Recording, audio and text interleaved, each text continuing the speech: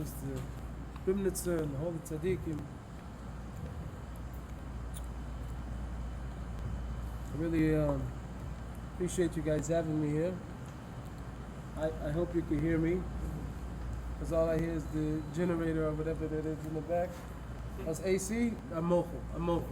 Keep it up.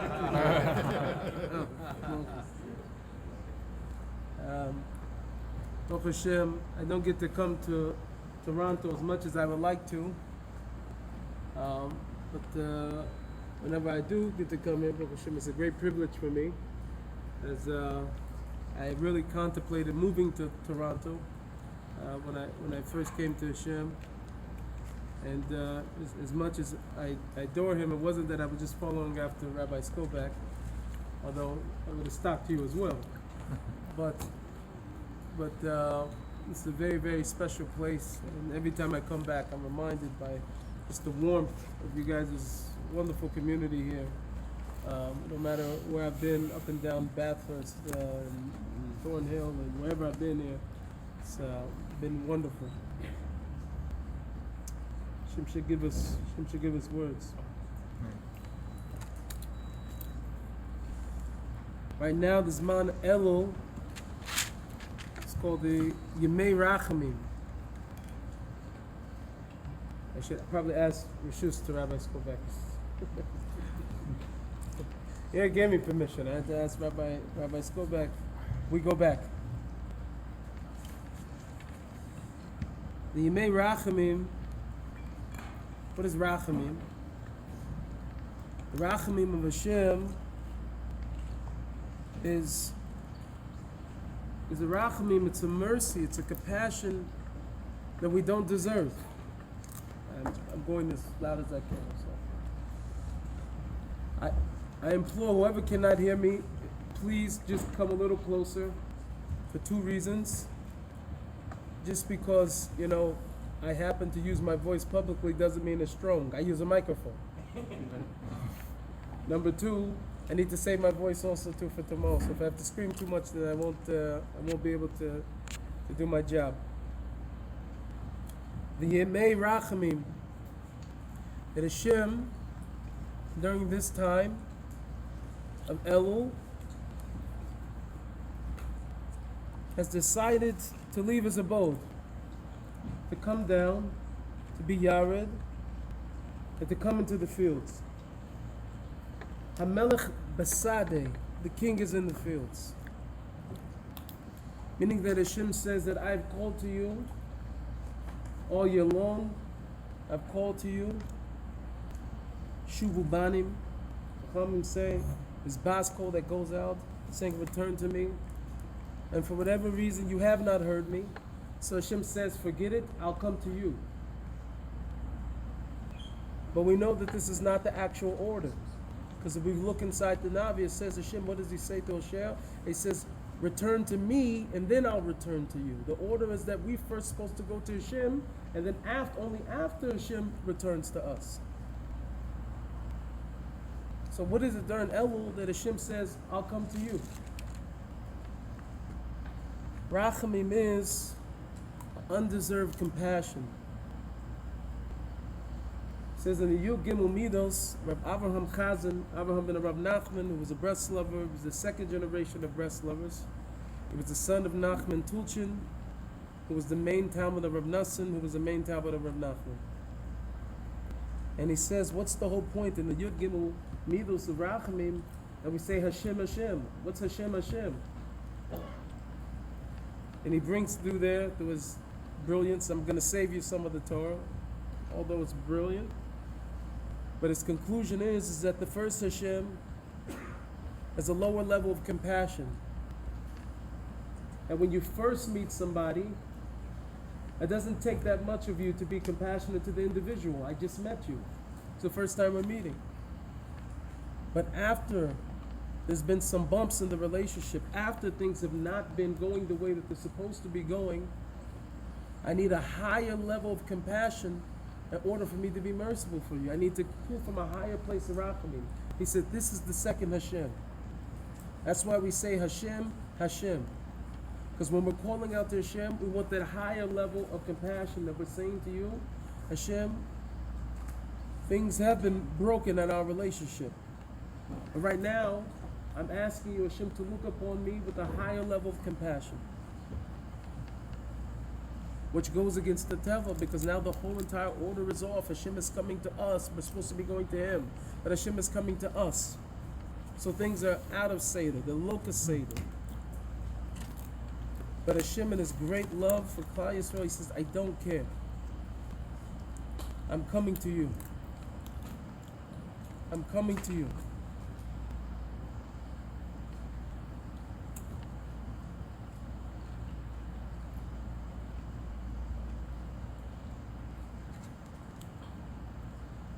And Hashem's great compassion, He placed every single one of us in this world and in this generation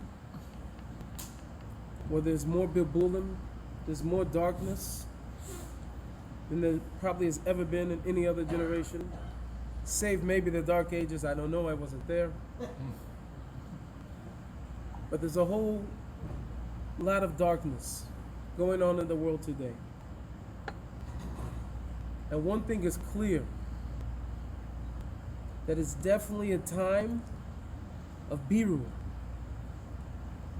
for a person to choose, to be clear about where you stand. There's many different things going on in the media, and because of that, what's socially going on, everything's becoming political. As I said at the last place it is, I really don't care if you're awoke, if you sleep. I don't care what you're holding.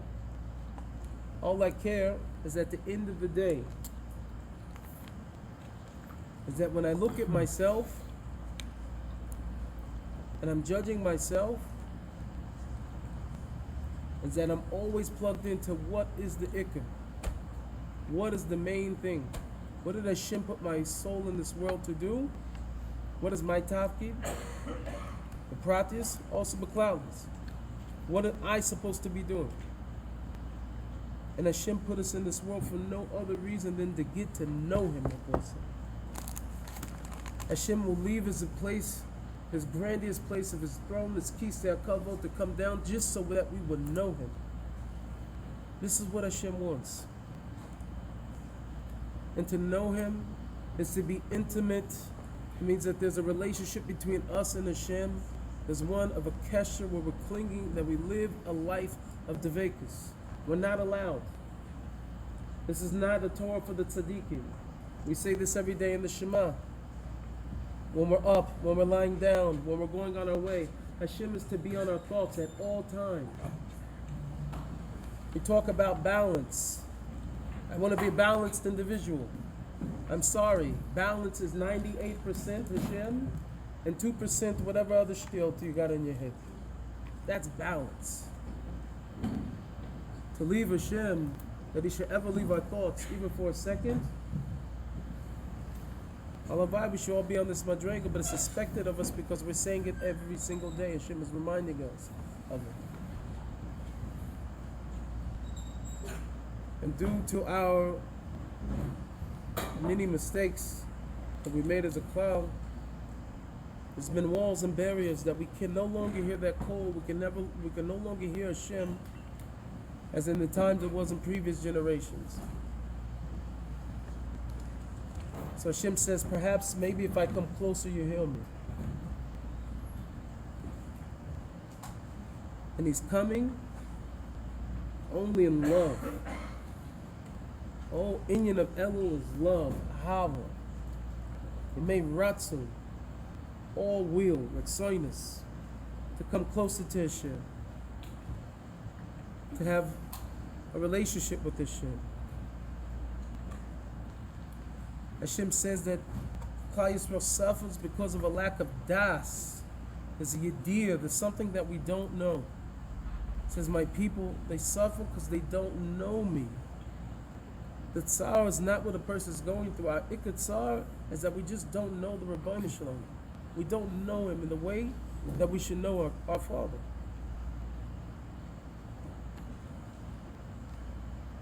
Hashem wants a relationship with every single one of us. That we don't make decisions without davening to Hashem, without consulting Hashem. You're in business, you have to have a financial advisor. First talk to Hashem. Nachman was connected doctors. The doctors during his day was worse than the ones in our generation. I think. No offense to any doctors. However, he used to say to his Talmidim, you're going to daven anyway. So why not daven first before you go to the doctor? Hashem is good for everything. But we have to know that. In my previous life, unfortunately, because of the area I grew up in and the way I grew up, I went to a lot of Goyish funerals. One thing that they would say about whoever the corpse was, no matter if he was the biggest Baltaiva, he could have been the biggest Russia in the world, there was no doubt about it, that whoever the preacher was up there would say, to know him was to love him. Lying through the teeth. To know him was to love him. He ripped off everybody in the room, he stole from them. To know him was to love him. But the emes is, to know Hashem is to love him. What's the litmus test of whether I know Hashem or not? Is that I will be madly in love with him. Nissim of Breslov says that if a person knew just a small amount, a small slither of how much Hashem loves him, he would drop the whole entire world and run after Hashem. To know him is to love him. Building a relationship with Hashem. Things are constantly moving. It's not enough for us to think that with even Baruch Hashem, Chas v'Chalila should sound like it's a bad thing, but we for sure should not think that Baruch Hashem, if we're zoka to come to a minyan every day, Shachris, Mincha, Marav, Alavai, Bezat Hashem, learn a little bit afterwards, we're being good Jews.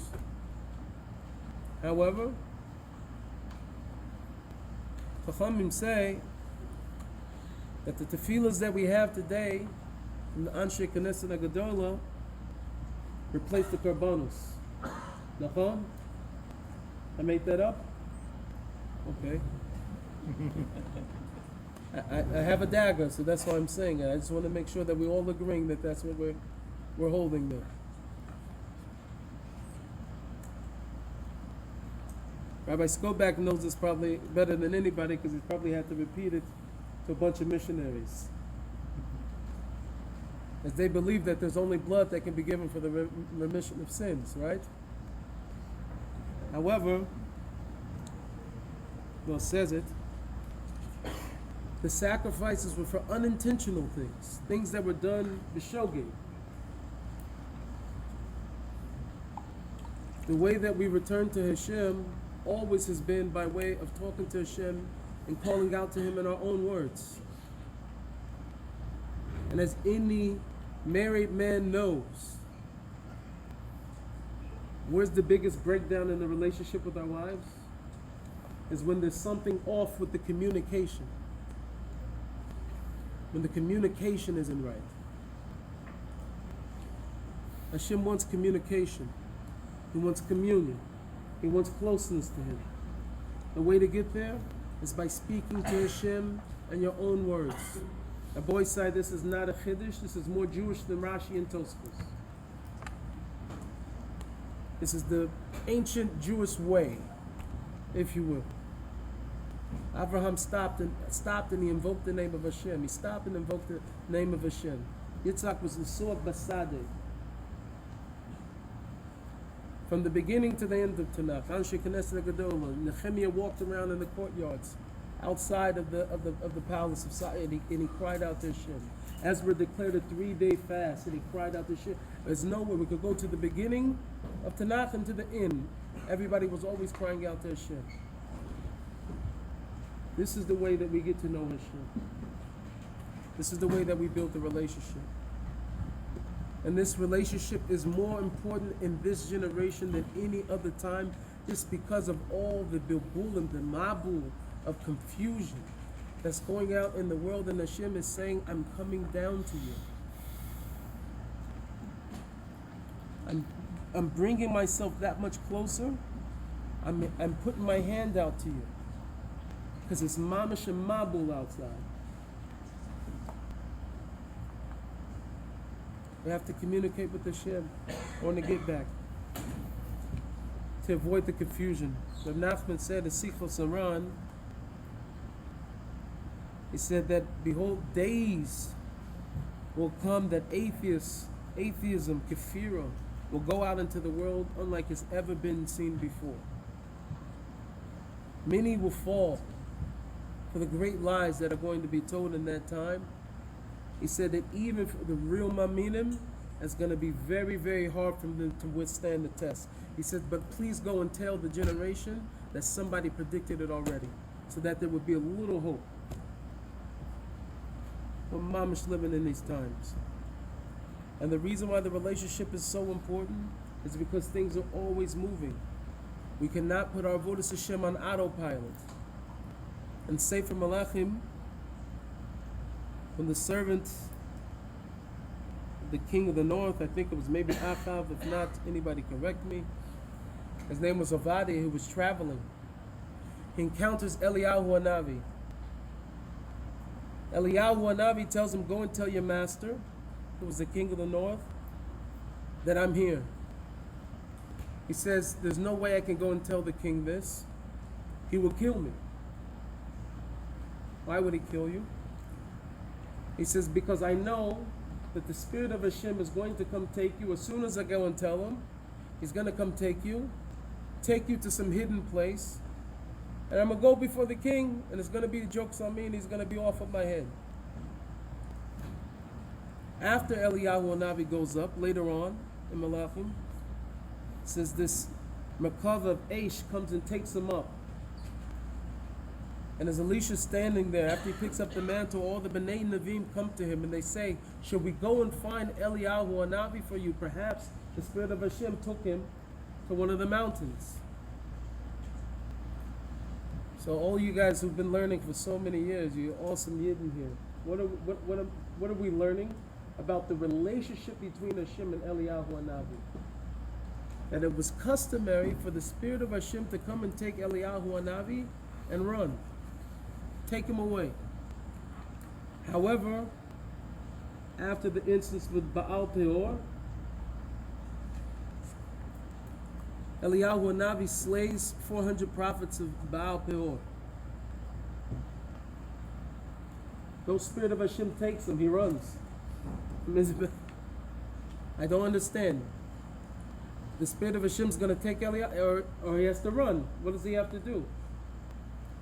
This is why relationship is important. Sometimes Hashem says, hit the rock. Sometimes he says, speak to the rock. Sometimes he says, run. Sometimes Hashem is going to do the shmirah for us.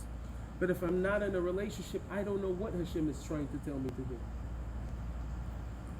And I'll be in the place of bilbul. We have to open our mouths and cry and speak to Hashem.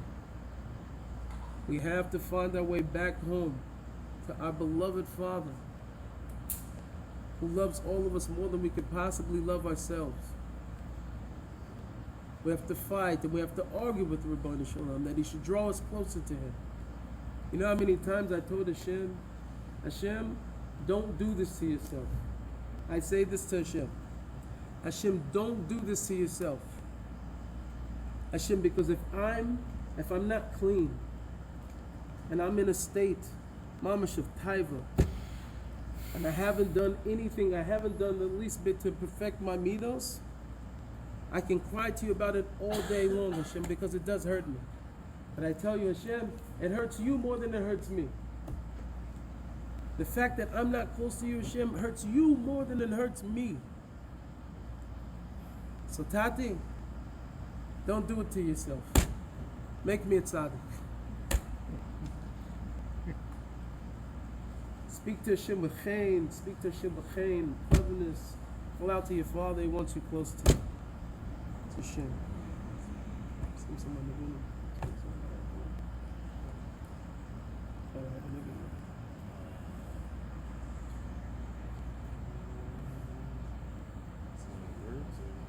Let me show you.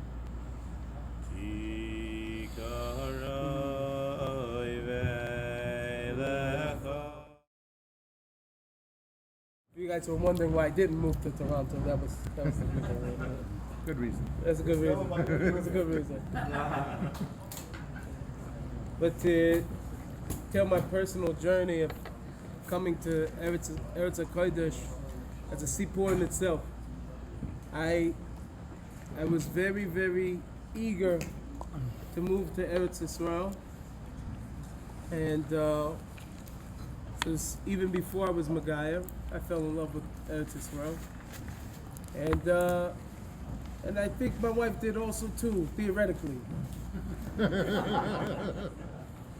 But as she would say, she'd never been there, she didn't know the language, and I was very adamant about pushing that we should make Aliyah, and it became so bad that my wife didn't allow the word is in the house. Is was eliminated from the vocabulary. I was not allowed to bring up anything. If she thought I said Israel, the conversation got shut down. So I wasn't allowed to mention it to my wife. She'd always said, I've never been there, you take me first, let me see it, and then, which is a fair request, right? Wasn't really possible. So I just kept davening. Every day I was already spending considerable amount of time with Hashem, praying. So I would spend a few minutes begging Hashem that we should be able to move to Eretz Yisrael. I think it was maybe 2014, and that year, Rosh Hashanah, I was in Uman. I don't know if anybody's ever been, but by the time I got to Uman, it was like Yerushalayim. All the chaver there was all from Eretz Yisrael. So for me, that made it worse, that I wanted to move to Eretz Yisrael even more. I was having a wonderful experience every year I went to Uman, so it made it worse. So, second day Rosh Hashanah, I davened Nates, and I had several hours before the actual Suda would take place. Most people daven very long in Uman. So the Nates Minyan, you still have a lot of time before the Suda takes place. So I went down to the end of the street. There's a main road in Uman called Pushkina, and at the very bottom of the street is a river. So I went over by the river, and I couldn't help that I was built with a great ratzon to move to Eretz HaKodesh. So I prayed to Hashem there. In my own words, I cried out to Him for 4 hours straight. I stood in that place and I cried out to Hashem. I poured my heart out that I wanted to be in Eretz Yisrael. It was the end of the Chag, Motzi Rosh Hashanah, and I called my wife, and she said to me, "You're never going to believe what happened to me last night."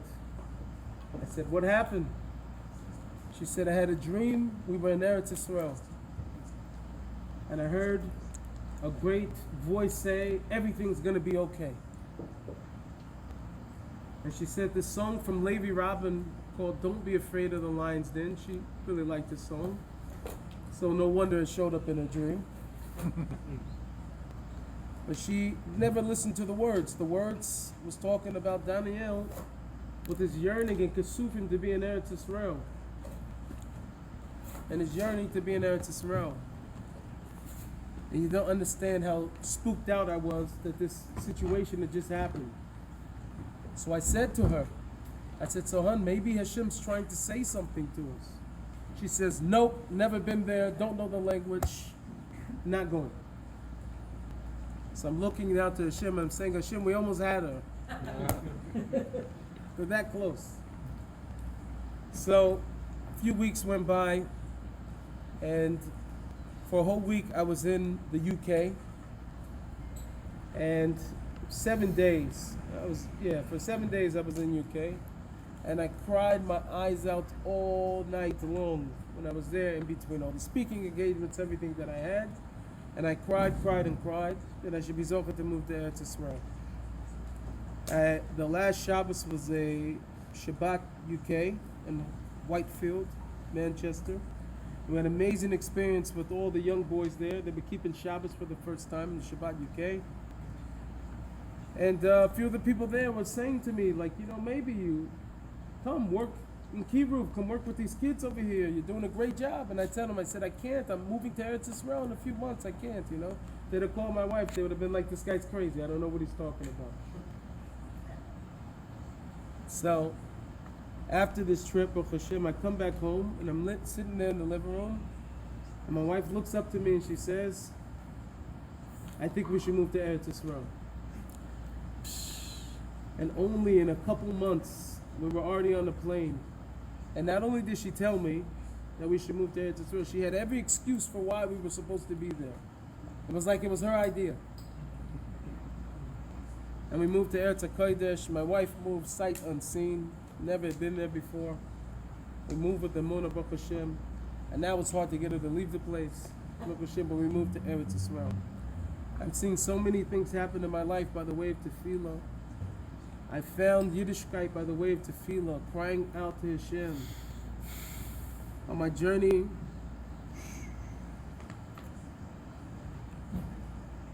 I remember after getting into an altercation, I was maybe 20 years old, and I was involved in a different type of rap, gangster rap.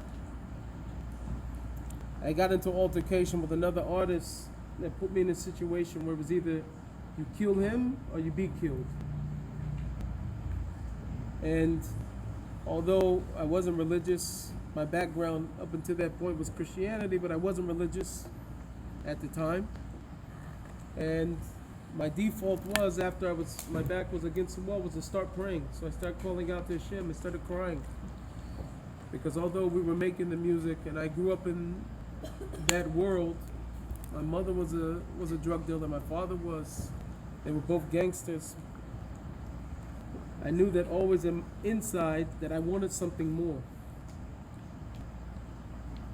And when I was faced with that situation, I started crying to Hashem. Hashem did for me a miracle that the other guy called my phone. And we talked it out as men and we squashed the beef. The reason why I say that's a miracle, Rabbi Sai, is because where I come from, nobody ever calls you to verify if you're trying to kill them or not. It's not a question you're going to get on a phone call. And that next year even, went on to lose maybe 8 friends who were very close friends of mine who were killed by other friends of mine. Situations that would have been avoided just from a simple conversation. My sister, that next year, she was shot. She was 13 years old. Thank God she survived, but a friend did not. She was only 15. So, even looking back at it now, I can see how much that Hashem was with me. We squashed everything, and I'm at home, maybe a considerable amount of time, and now that the coast is clear, I know I cannot go back to the same lifestyle that I lived before. I don't know what my next move is going to be, but at least I can pray. So I prayed, I walked back and forth in my living room, I was crying to Hashem back and forth. And in the midst of all of this, I was urged inside to pick up a Bible. And I started reading it, going through it as normal. And there were certain passages that I would come to inside the Nevi'im that started to bother me a little bit, because the way that I had understood those passages, they were absolutely talking about the church. But when I reread them, They were talking about the Jewish people. Beautiful promises of Hashem, but to the Jewish people, not to the church.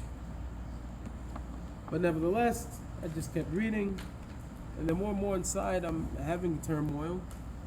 And the first religion I ever knew was Islam. My grandfather was a Sunni Muslim. I prayed with him when I was a kid, maybe 5 times a day. My father, he was a Muslim convert. He originally was a Christian, but he converted to Islam, Sunni Islam.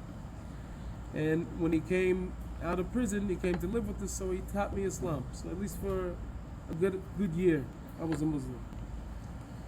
And in my teenage years, I became a Christian because of a missionary organization that probably saved my life at the time that I entered into this program. And so here I am later on, years after the fact, and I'm reading these passages, and I started to say to myself, I grew up in a Jewish neighborhood and I didn't know anything about Judaism. So now I want to study all 3 of these religions. So I bought a few different versions of the Christian Bible. It's a machlokas. I have to get all of them. And I got a Quran. I got a Chumash, maybe JPS Tanakh, and a Chumash. And I was spending 8 hours every day going between these different texts, cross-referencing and looking for the truth. I started fasting. I was going 3 days in a row with no food, week by week, and I was crying out to Hashem till my eyes were bloodshot red. God as I know him at that time. I cannot begin to explain to you the spiritual sensitivity that came over me at this time, what clarity that I had during this time, and how Hashem walked me through. So I found myself enamored by Yiddishkeit because of its imperfection. There were many different things that got me, but it was very, very clear that Hashem was with the Jewish people. Because the more and more I kept learning, I was forced to learn about Jewish history, which up until that point I didn't know anything. I knew everybody went to shul on Saturday because it's hard for me to ride my bike in my neighborhood because everybody was in the middle walking up to shul. But apart from that, I didn't know so much about Judaism. I'd never heard of the Holocaust in my life. I was 20 years old, never heard of it. I didn't know anything about Judaism. So the more and more I started to research, the godless of the Nevi'im was shining forth. That all these future promises that Hashem bringing Am Yisrael back to the land, that fruit and vegetation again grows on the land of Eretz Yisrael, and that the Jews and drones are returning back to Eretz Yisrael, where Mamash living in a time of prophecy. I saw this and said that this absolutely has to be that Hashem is over here, and I don't see anything like this in the other books. So we didn't know what we were going to do. I went on this journey. It was me and my girlfriend at the time. Me and my wife are high school sweethearts. We've been together since we were 16. And by this time we were newlyweds actually. And I'm reading all these books and she has no idea what I'm doing. She sees I'm praying a lot. She sees I'm changing. But she has no idea what's going on. So finally I sit her down and I told her I've been doing a lot of research. And I think, the first place I want to start is I want to stop celebrating Christmas and Easter. She says I want to stop being married. And it got very, very rough after that. But Baruch Hashem for perseverance, because she went on her own little journey. And I remember the day she came to me and she said, I feel like I've been lied to my whole entire life. And she was so upset with God. She was so upset with Hashem. How could he have not allowed us to know the truth? Even though up until this point we still didn't know what the truth was. We just knew that whatever we knew before was not the truth. So we went on this journey, Baruch Hashem, me and my wife together. To make a long story short, Rabbi Skolbeck would say I was going to be mechaber then, but it's okay. Where we first went into the Messianic world. Maybe 2 years we were there. And simultaneously, I started learning on Chabad.org. And while I was learning on Chabad.org, I became a big chassid of Rabbi Mendel Kaplan of Chabad of Flamingo. I would watch a lot of his videos, a lot of how-to videos from him. And I found myself even more confused because now I'm going to one place. I started going to Chabad on the east side. So I'm getting two different Torahs. And the more and more that we started learning, the more that we started learning more about the halacha, Torah Sheba'al Peh, it became very, very hard for us to go into the Messianic place. So I was in a state of confusion, but I was praying so much to Hashem throughout this time that I felt siyata d'shmaya. I felt that I was on the path to something very, very big. In the midst of this, there was a conference that they were gathering all these different Messianic communities together. And I had already, at this point, been a little bit on the fence. And they called us in. I was a part of, I stepped in for somebody else that was supposed to be on the board. So I was at one of the board meetings. And they said that, we're going to host this conference, but whatever you do, don't talk to the Orthodox rabbis in the lobby. Don't speak to them. Don't say hello or anything, because they're only going to try to engage you in conversation and take you away from Osaish. So I think it was my brother-in-law at the time, decided we would go to the conference, and instead of going inside, we were going to go hang and talk with the rabbis. They told us not to for 4 days. That was Rabbi Michael Skobek. And we sat and we talked, and I threw every single kasha this way, that way at him. And Baruch Hashem, at the end of it, we had a very, very, very, very nice conversation. After I got back home, I called the rabbi, and I told him I was considering converting. He made some calls in the community and tried to guide me as much as he possibly could, but I had one hiccup. My wife had came to me and she said to me that she wanted to convert.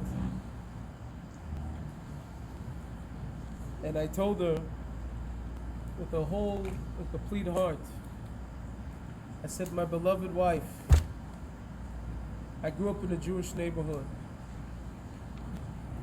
And in all my years, I've seen many Jews wearing black, but I never seen a black one.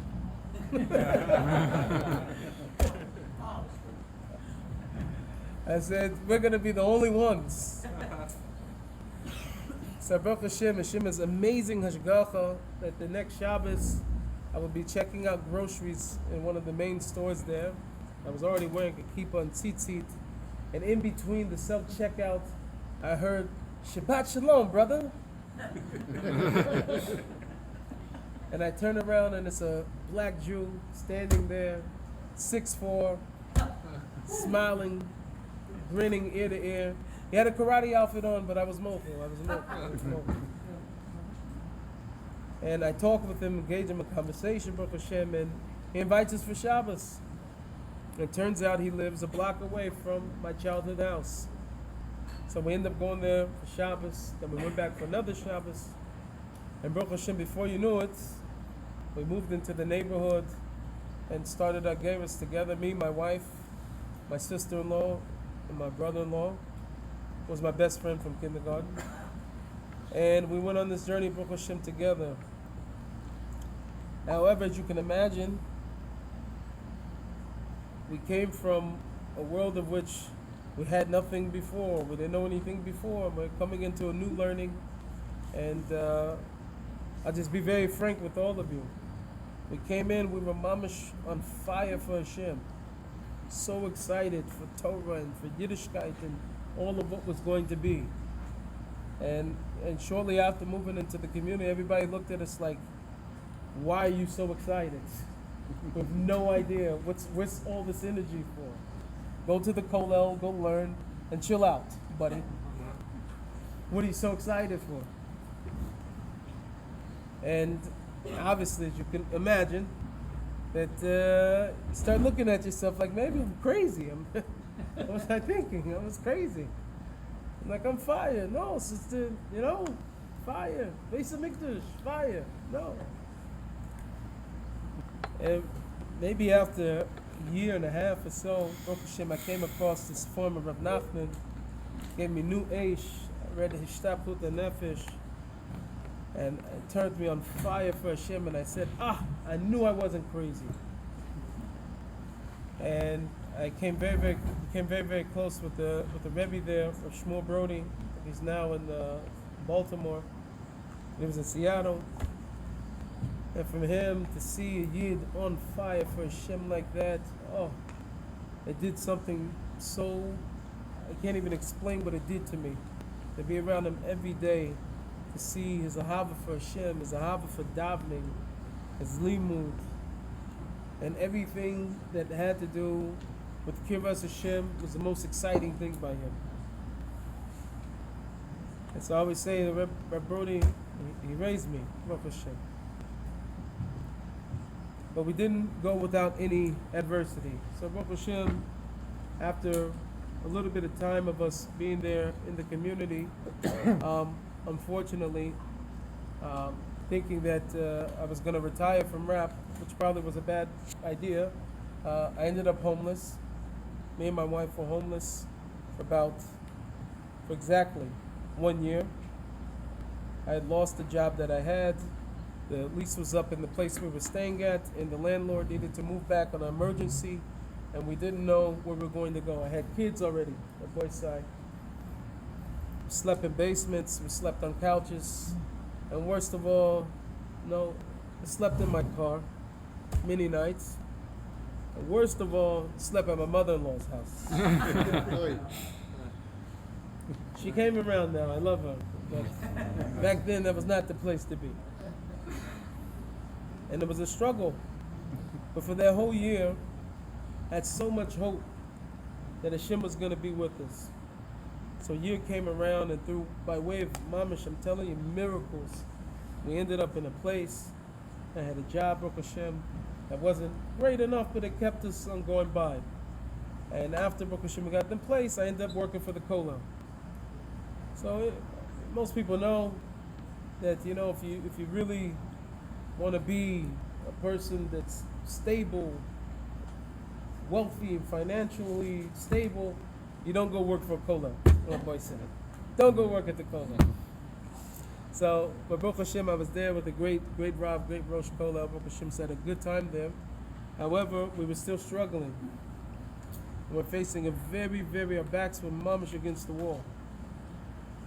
And during this time, I had a friend named Elon Cohen who reached out to me. Happened to have been a musician, he's a producer.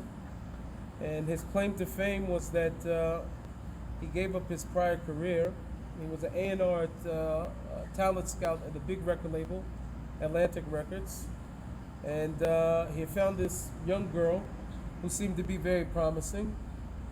And in the midst of the negotiations for her contract, somebody decided that somehow he was convinced to go to Israel on a birthright trip. He ended up going to Aish, and he ended up not coming back. And it turns out the girl was Lady Gaga.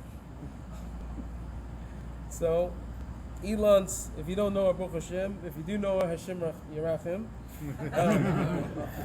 However, he had a wonderful story that was going viral around the same time that my story had come out, and he reached out to me, and we started talking a little bit with music. I started making a little music with him. And then maybe after a month and a half into our relationship, he says to me, "Have you ever heard of the song Hashem Melech?"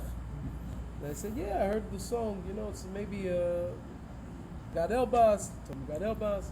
And first off, I'd be telling you, I'm completely honest and ignorant. I didn't know. I thought Jews only listened to Chazanut. I didn't know that Jews were listening to music. Okay, being honest. Prior to the time I wasn't really into Jewish music yet. I hadn't understood there was a Jewish music world yet. I'm being honest. So he asked me if I would be interested in doing a remix to the song. I said, yeah. So they sent me the files. He had talked to God Elbaz, He called to God, help us. He called me back, and he said he wants to do the remix. So we did it, and Baruch Hashem, I think the song didn't come out for another maybe 5 months after we had recorded it. In the meantime, we were having so many ups, so many downs, me and my wife, and the kids, and health and not health or whatever, Baruch Hashem. And in the midst of all of what we were struggling with, Baruch Hashem, and in the light, I came to understand that Hashem gave me a gift, and it wasn't to sit in it, it wasn't to hide, it wasn't to run away from it, but it was to use what Hashem gave me to be Mekar of people and to bring people close to Hashem, that the kavod of Hashem should spread into the world. And I took it in my heart, Baruch Hashem, and released the song, and the rest was history. Everything that I ever had in my life, the way that I found my way to Yiddishkeit, everything was by way of tefillah. Built a relationship with Hashem, and Hashem brought me here. And my bond with Hashem, no matter what, if I'm up, whether I'm down, not even in a million years, I told Hashem, I'm not letting you go. Because Hashem, you took me out from the deepest abyss, the darkest places. Hashem, how could I ever let you go? So my relationship is rock strong with Hashem, and I only can daven that Hashem will never let me go. I was having some troubles a few years ago with getting my daughter into school. Baruch Hashem, I can speak about it publicly now because now we're turning down schools. But I couldn't get my daughter into school for a year and a half. So much busha, so much pain. And Israel's not like the States. Nobody's politically correct. I knew very much so why we were not getting into the school. I'll spare some of the children. Many people came to me and they said to me, Nissim, doesn't this just make you want to throw everything away? I don't understand. I could keep going. Like, if I was you, if I was in your shoes, I'd throw all of this. Okay. And you know what I told everybody? I didn't come here for the mosques. I didn't come here for the schools. Hashem brought me here. Nobody's making me leave. If Hashem tells me to go, I'm going. I'm on Hashem's clock. I'm with Hashem. Nobody's telling me where to go. I have to build relationship with Hashem where we're rock solid. That we're telling Hashem nothing. You move me this way, that way. I hit the lowest place, Hashem, and I'm not letting you go. Sat Hashem shall be zoka to give us Hashem in a good year. Good the bench the year Bezat Hashem. And it should be a year of or, of light. Light is emes. Emes is the chasam Hashem. It's the light of truth. Bezat Hashem, we should all be zoka to light of truth. Amen. Amen.